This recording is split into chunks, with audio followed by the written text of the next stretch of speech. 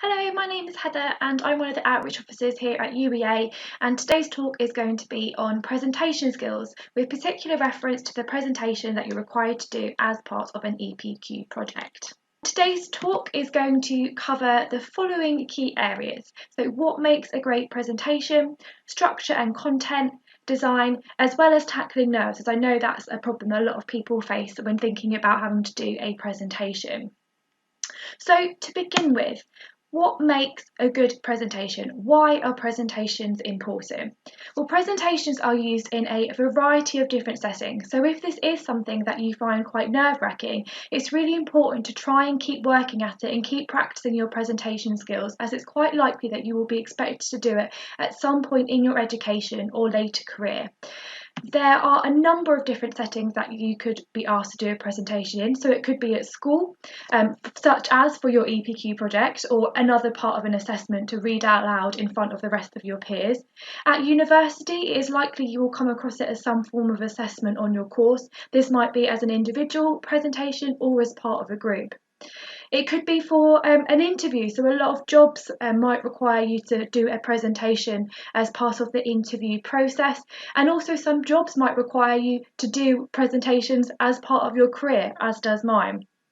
There's also things like campaigning, but whenever you are trying to get your point across to another person, then you are using some form of presentation skills. And the reason why it's important to sort of master this as a skill is because there's lots of benefits to being good at presentation. So that's the confidence, it improves your effective communication skills, all of which are helpful in all different sorts of examples. So what makes a great presentation? You've probably all experienced or witnessed a good public speaker. This might have been a teacher at school, this might have been someone that you've seen on TV, someone on YouTube maybe, someone who you found is really engaging. I want you to just take a moment just to think about what is it about that speaker that makes you feel engaged with what they're saying. On the flip side of that, you may also have experienced a public speaker who isn't good. So again, take a moment to think about what is it about the way that speaker presents that doesn't engage you, that you're not enjoying that content that they are presenting to you. We've put together a selection of do's and don'ts when it comes to public speaking. So let's start with the do's. Be enthusiastic. If you're not enthusiastic about what you're saying, you can't expect your audience to feel enthusiastic or engaged either. And comes with that is also smiling throughout your presentation. It's really important that you're really clear with what you're saying. If you talk too quietly or mumble, the audience isn't going to understand and your message isn't going to get across. And on a similar vein, it's really important to project your voice. So even if you've got a large audience or a small audience, everyone in the room is able to hear what you're saying. Your body language is also really important. So you might be familiar with this already, but being closed off, so with your arms crossed or things like that, can make the audience think that you're not interested, or you look bored perhaps. So actually having open body language really welcomes the audience into that space. Eye contact is also really key. If you're using cue cards or other sort of visual prompts to help you with your talk, that's absolutely fine. But it's really important that you don't overly rely on them and that you still remember to look up and face that audience and sort of make that eye contact throughout, because it just helps connect to the audience. The same with movement and hand gestures. It can be really common, usually out of nerves, to often find that you're just standing quite still and quite rigid. But actually, use that space, own that space around you, move up and down. Move out into the audience if you want to. Hand gestures can really help with the way that you express yourself, so don't be afraid to sort of do that. A few don'ts to add to the list as well. It comes with being clear, but try not to speak too fast. It's really common when you're nervous to sort of go into overdrive and start talking really, really quickly, but try and just take that moment, take that breath, and just slow down that pace. Because again, it just helps the audience able to follow what you're saying. Try and avoid using jargon. So this very much depends on the type of presentation that you're doing and who your audience is. As you might have an audience who's an expert in the particular area that you're presenting on, or they might not know much at all. So it's really careful that you don't use any sort of terms. Don't expect a particular knowledge they might not be able to understand. So yeah, to just being really mindful of your audience is key here. Where possible, try and avoid using repeat words. Some common offenders for this are words like and like, and I probably will end up saying one of these in this presentation now as well, but if you can, try and acknowledge when you say these things, because repeating that can be quite distracting for an audience member if you throw the word like into every sentence. Similar to what I mentioned before, but also try and avoid reading off a script. Again, it's absolutely fine if you want to have a cue card in front of you, but try and just focus on putting those key points on that cue card rather than writing off everything that you want to say. It's quite distracting and not very engaging as an audience member if the person presenting to them is just simply reading off something. It doesn't make you look very prepared, and it also doesn't you're not engaging with the audience. Another really important one is don't be afraid to pause.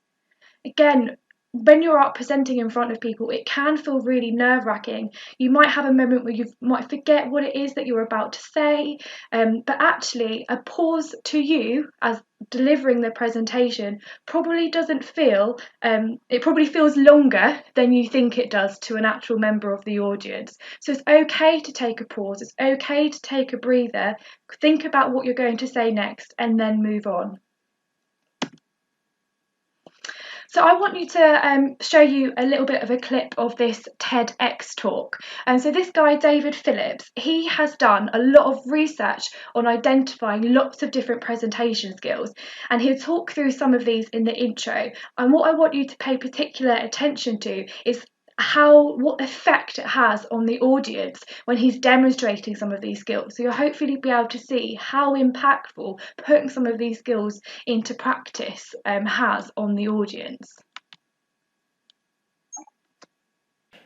7 years ago, I embarked on a journey to analyze 5,000 public speakers from all over the world, amateurs and professionals, in order to distill and understand what makes a good speaker good, what makes a great speaker great, and what makes an outstanding speaker outstanding.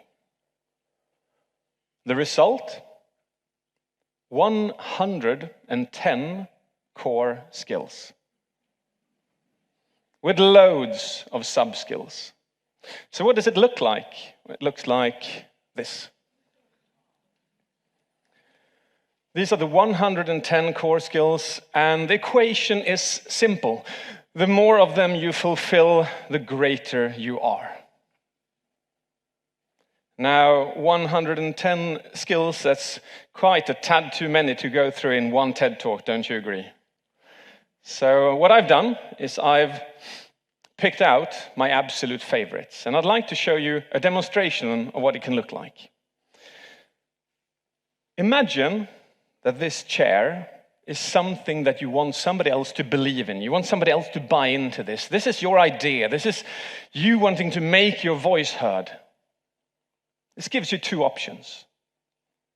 Either you're on this side of the chair and you're a fairly mediocre communicator, you shoot from the hip, you hope for the best, and sometimes it works, sometimes it doesn't.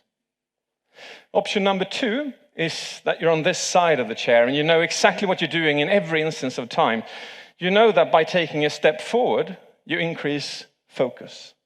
You know that by tilting your head slightly to the side, you increase empathy. You know that by changing the pace of what you are saying, you increase focus. And you know that by shifting yourself lower, you increase trust. And you know that by lowering your voice, you get anticipation. And you know for absolute certain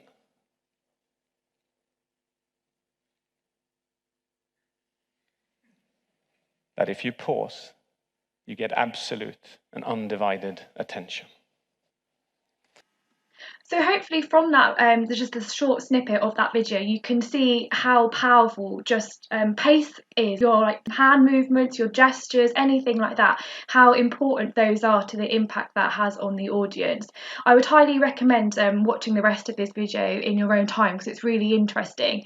But yeah, so just remembering those sort of key skills or having that in the back of your head can really change the whole dynamic of your talk when you present.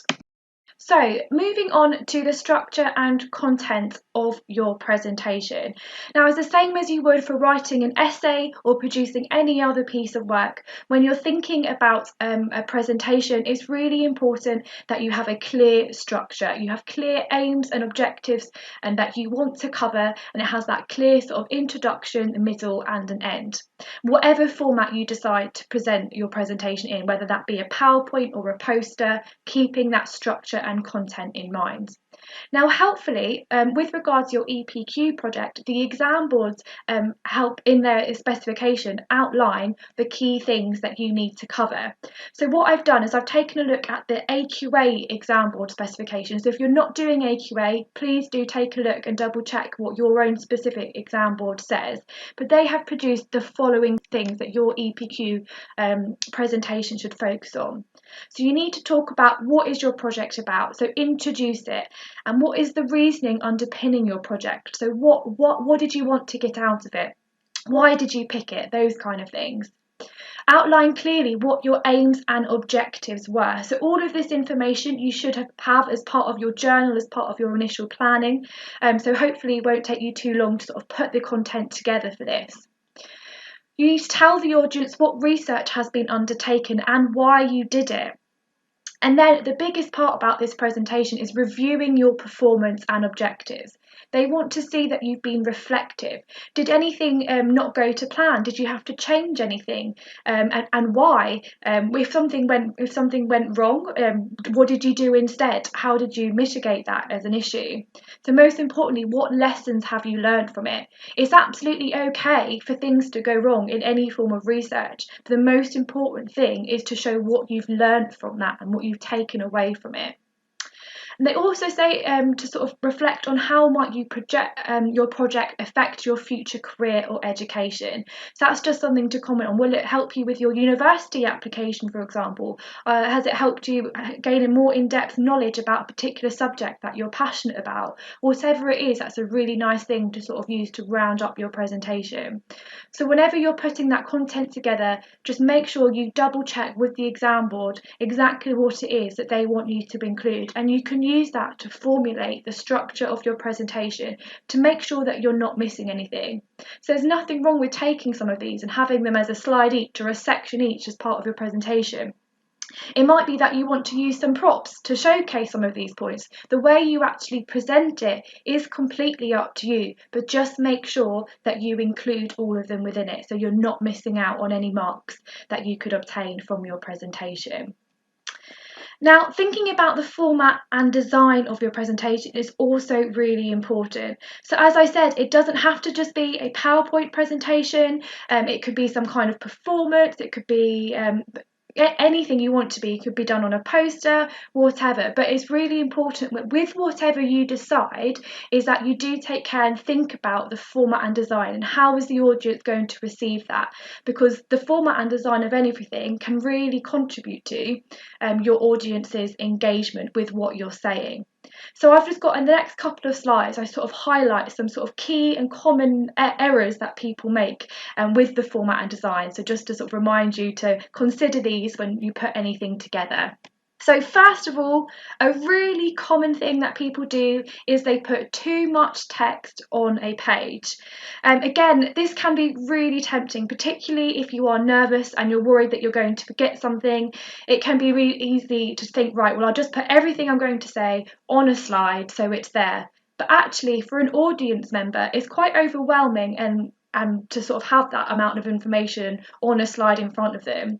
It also means that audiences tend to read ahead, so they'll be there reading what's on the slide and not necessarily paying any attention to what you're saying. So what's really important is for you to just highlight sort of a key overview or a couple of bullet points on each slide or on the poster for you to talk around.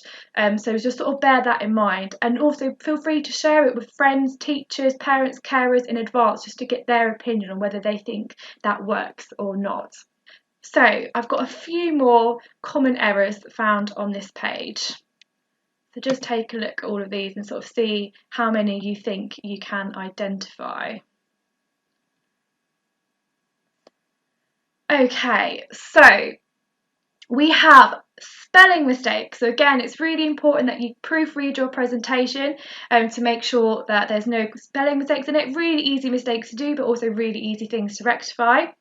We've also got lots of different fonts. So whatever you're writing, make sure that you use a consistent font throughout. And also make sure you use the same size of font and that you choose a font that is easy to read. Some of the curly fonts that you can see along the bottom there might look pretty, but they're really difficult for an audience to read. I've also got an unrelated image on this page. So if you are going to use images as part of your presentation, just make sure that they add some value to it. If it's nothing to do with what you're saying, then it might not be worth having it on there to begin with. Also be careful with your choice of animations. It can be really tempting to over animate your slides just to make them look a bit jazzier, and it's absolutely fine to do animations, but just make sure you don't overdo it. You don't need more than 1 or 2 animations per page, because again, it's just something that's quite distracting, and it's probably quite distracting for you as a presenter. If you're constantly having to click through to get on to the next point, it could interrupt your flow. So those are just a sort of few key things to think about when you're displaying the information for your presentation. So a really important thing I wanted to cover in this talk is tackling nerves. As I mentioned earlier, it's really common to be nervous about standing in front of an audience and presenting an idea. But just because you're nervous doesn't mean that you're not going to be able to do it. So we're going to sort of talk through some key things to help you tackle these nerves, but also explore why we get nervous in the first place. So what I want you to do now is just have a think about a time in your life when you have felt nervous. What does that feel like? What sort of sensations do you feel? And also think about a time in your life when you felt excited. Again, what kind of things are you feeling when you're excited?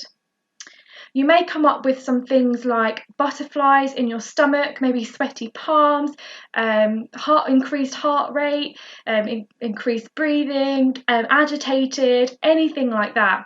But you also might have noticed that the symptoms are very similar to feeling nervous or feeling excited.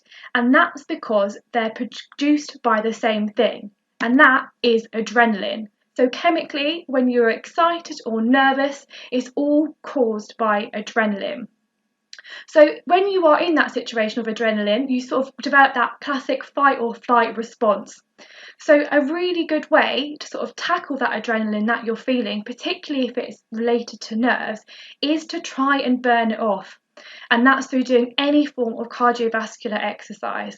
So if you know you've got a presentation coming up or anything that makes you nervous, whether that's a week before or a couple of days before, whatever, if you're really starting to get nervous about it, do some exercise. Go for a walk, go for a jog, run, whatever it is that you like to do. But that really burns it off and helps calm your nerves down. So it's just important to sort of be aware of that and what you can do in advance to sort of help your nerves before the day itself. A few other top tips for tackling nerves, and some of these might sound really obvious, but they can be really effective for how you feel on the day. And the first one is plan, plan, plan, plan, plan. So the more you have plans, the more confident that you feel that you know your content inside and out. And linking to that, practice what you're going to say. If you've practiced what you're going to say, you don't need to have all the content written out on cue cards or on a slide or on a poster, because you know what you're going to say around it. Now, you don't have to memorize it again like a script, word for word. Just have that rough idea of the key points and you'll naturally elaborate around it. My own personal tips for whenever I do a presentation is I always memorise my opening line. If I'm standing in front of an audience, I'll just be going over in my head that first sentence I'm going to say. Because for me, if I start confidently, then I usually continue confidently, and it just makes me feel in a much better position for the rest of the presentation. It's also really important to remember that your audience wants you to succeed. For your EPQ presentation, schools might do it slightly differently, but you usually have your core teacher in that room, maybe a few of your fellow students who might be in a similar situation to you, but they're there and they want you to do well. So whether the audience is large or small, they are on your side. And the final one, again, it might sound really obvious or cliche, but don't forget to breathe. Breathing in and out is a really simple way of just calming those nerves down and relaxing you. What I tend to do, again, if I think I might be going too fast or just to try and remember what my next line is before getting to the next slide, just going, taking a sip of my drink, putting the drink down again, using that as a little bit of a pause and moving on. Again, you can also encourage some audience participation as part of your talk. That way, if you're getting your audience to think or discuss something, it's then giving you some time to compose and think about what you're going to say next. The ball is in your court. You are very much in control of the space, so don't be afraid to use it as you wish and to your own advantage. So, what can you do now to help work on your presentation skills? Because it's not always an easy thing to do. So just a few tips from us. So you can start asking questions in class. So although that might not be possible in person at the moment, but whatever format your lessons might now be taken, or whenever you return back to the classroom as normal, try and work at putting your hands up more in your lessons and start contributing more, asking those questions, because that's all a part of public speaking. So just start challenging yourself to do that more and more each time until it feels more natural. Also, watch public speaking examples. We saw a clip of one earlier, but TEDx talks are really great opportunities to watch expert public speakers portraying a particular subject. Find some topics that you're interested in, but learn from these people, learn from their techniques and try and utilise some of their own. Again, think back, what makes them so great? Why are you engaged in them? Is there something that you can mimic or learn from that to take for yourself? And the final one is practice and ask for feedback. So if you've got a particular talk that you want to rehearse, ask someone if you can perform it in front of them first, just to get you in the flow of it. It's natural that it's going to take a number of attempts before you feel comfortable with it. It's like memorising everything. Practice and then eventually it will be committed to your memory. If you don't have a particular topic or assignment coming up that requires you to do a presentation, there's other sort of exercises that you can work on with other people as well. So you could just try picking something that you love and trying to talk about it for a couple of minutes without stopping.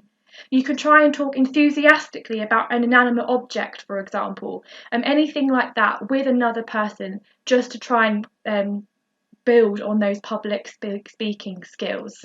So there's just one more thing I wanted to end on, and this again is a quote from that video that we watched at the start by David Phillips. So, can everyone become good at these skills? Yes. Why? Because it's called presentation skills. It is not and has never been and shall never be called a talent. You're not born with a particular gene that makes you brilliant on stage. It's something you acquire through life. So don't worry if you don't think that you're the best at presentation skills right now. That's absolutely fine. But as with anything, the more that you work at it, the more you will develop those skills until eventually it's something that you feel comfortable with. So keep at it, keep trying, and you'll be absolutely fine. So thank you very much for joining us today. We hope you found this helpful. If you are interested in looking at UEA in the future, please do sign up to attend one of our open days. And thank you very much for listening.